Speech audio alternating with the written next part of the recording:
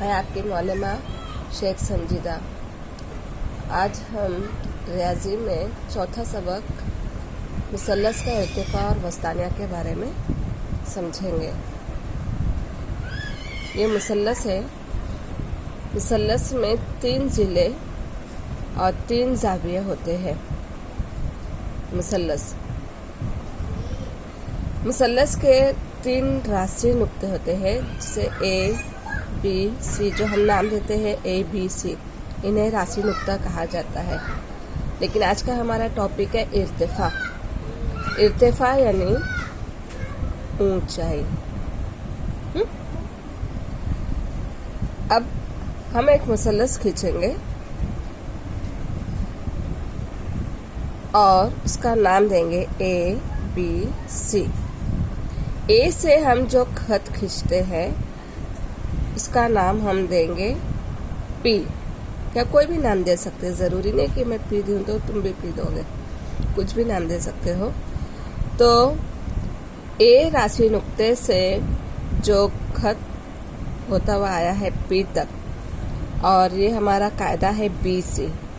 तो B C पर हमारा इर्तिफा खींचा गया है ए बी, तो इसे उमूद भी कहते हैं। उमूद की निशानी इस तरह होती है, उमूद। तो ए कता ए पी उमूद है कता बी सी पर, इस तरीके से इसे लिखा जाता है। तो हमें इर्तिफा खींचना है तीनों कायदा लेकर।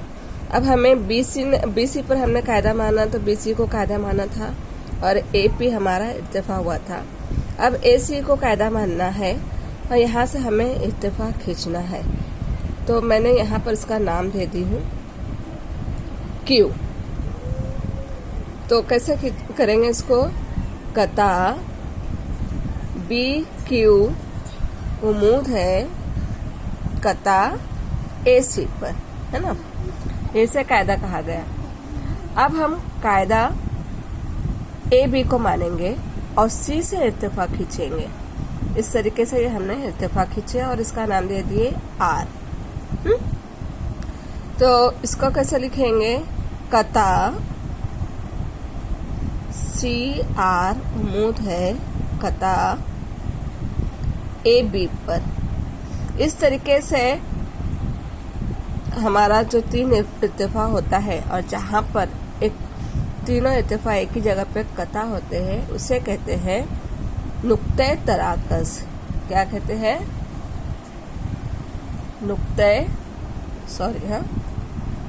नुक्ते तराकस या इर्तिफाई तराकस या इर्तिफाई तराकस भी कहते हैं,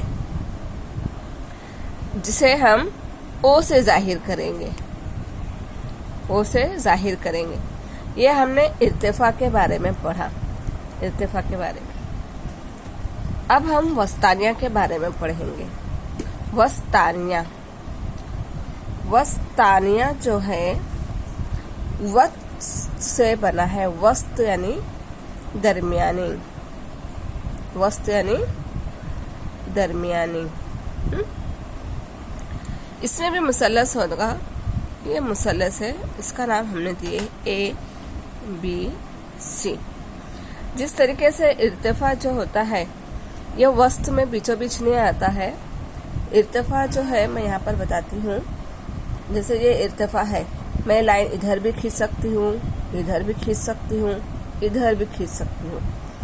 लेकिन वस्तानिया में मिडल में आना चाहिए, बीचों बीच आना चाहिए, तो उसे वस्तानिया कहते हैं। अब इसके राशि नुक्ते हैं ए बी सी।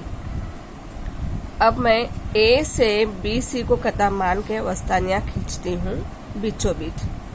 फिर बी सी को ए सी को कायदा मानकर बी से वस्तानिया खींचती हूँ।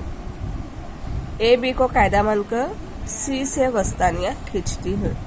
लेकिन इसके लिए एक शर्त है कि ये बीचों बीच होना चाहिए, दरमियान में। वस्तानिया, ये वस्तानिया है। वस्तानिया के अंदर देखिए पेज नंबर 20 पर। मुसल्लस का रास और मुकाबिल के जिले के वस्ती नुक्ते को मिलाने वाले कतई खत को मुसल्लस के इस जिले का वस्तानिया कहते हैं। ये एक मुसल्लस है। HFC या HCF दोनों तरीके से पढ़ सकते हैं। ऐसे मुसल्लस को 6 तरीकों से पढ़ा जाता है। HCF में कता FD, ये कता FD जिला HC का वस्तानिया है ना। इसे कायदा माना गया है HC को और FD से वस्तानिया बना है। इस तरीके से यहाँ पर हम देखेंगे कि ये मुसल्लस है और इसके ये वस्तानिया है, जहाँ पर तीनों वस्तानिया कता करते हैं, जिन्हें नुक्ते तराकस कहते हैं, उसे जी से जाहिर किया गया है।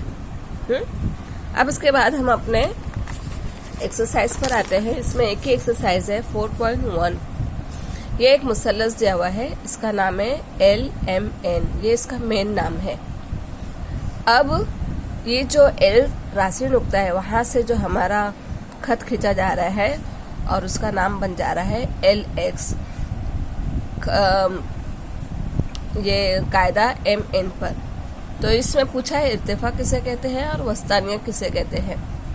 मैंने कहा ना, वस्तानिया बीचों बीच होता है और इर्तिफा हम कहीं भी ऐसा खींच सकते हैं। ये भी है, यहाँ भी खींच सकते हैं, यहाँ पर भी खींच सकते हैं। तो इसमें LMN में इर्तिफा LX है, LX,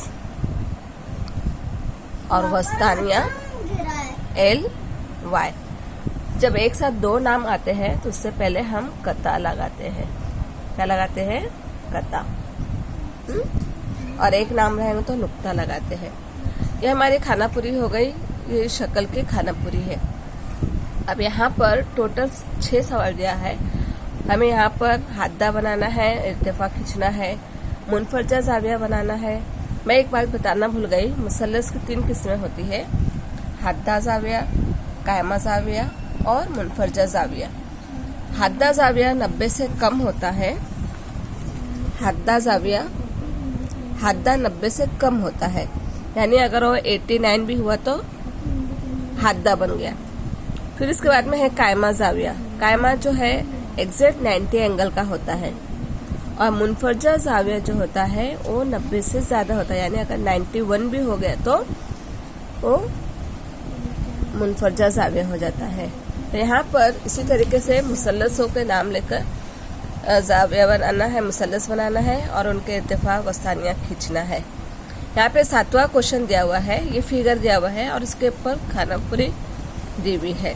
यहाँ पर RG यानी RG अगर 2.5 है, यानी यहाँ से लेकर यहाँ तक 2.5 है, तो इसकी लंबाई का ये डबल हमें नजर आ रहा है। तो GC की लंबाई कितनी होगी? तो जाहिर सी बात है, जब इसका डबल है तो इसकी लंबाई कितनी हो जाएंगी?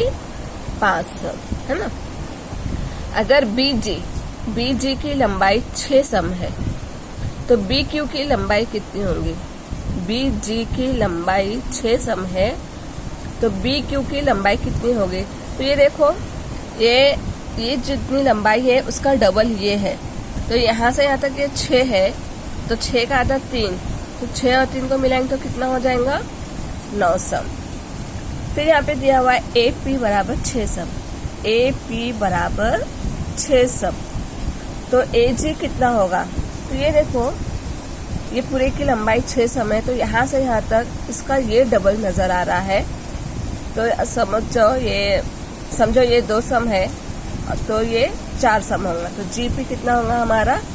2 सम और AG हमारा हो जाएगा 4 सम, है ना। इस तरीके से हमें ये